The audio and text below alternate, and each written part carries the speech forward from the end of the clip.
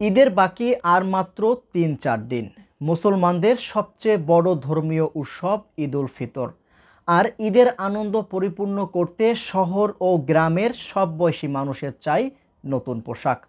শুধু নতুন পোশাক হলেই চলবে না, তা হতে হবে সময়ের সঙ্গে সামঞ্জস্যপূর্ণ ও পছন্দনীয়। মোরেলগঞ্জ বাজার থেকে তারেকুল ইসলামের পাঠানো তথ্য ও ভিডিওতে দেখুন ডেস্ক রিপোর্ট।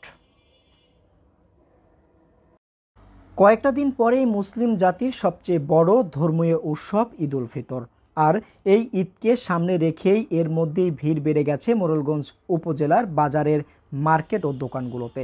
প্রতিদিন ক্রেতারা ছুটে আসছে নিজেদের পছন্দের মতো, তারা তাদের পোশাক বেছে নিচ্ছে। সব মিলিয়ে জমে উঠেছে ঈদ বাজারের কেনাকাটা। ব্যবসায়ীরা বলছেন, যারা ঈদের পরিবারের সদস্যদের কেনাকাটার ঝামেলা এড়িয়ে স্বস্তিতে থাকতে চান, তারা রমজানের শুরুতেই কেনাকাটা করেছেন।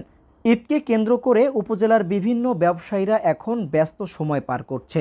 এ সময় ব্যবসায়ীরা বলেন, পবিত্র ঈদ উল ফিতর উপলক্ষে এবছর রমজানের শুরু থেকেই ঈদের কেনাবেচা মোটামুটি, তবে রোজার মাঝামাঝি থেকে বাড়তে শুরু করেছে, যা চলবে চাঁদ পর্যন্ত।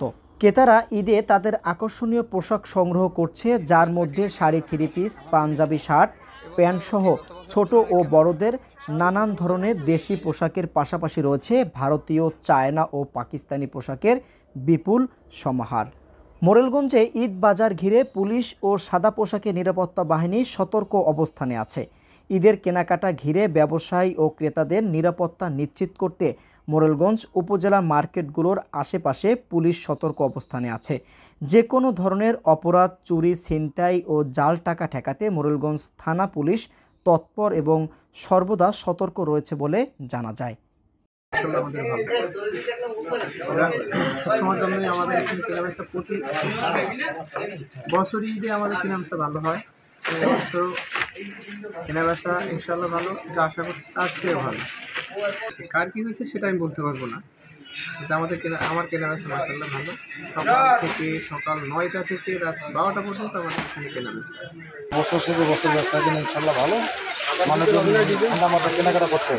কাস্টমারের চাহিদা কেমন? অনেক চাহিদা, কাস্টমারের চাহিদা মতন মাল দিলে এবং ব্যবসা কিনা হয়। মোহাম্মদ ইকলাস শেখ, মোরেলগঞ্জ, বাগেরহাট।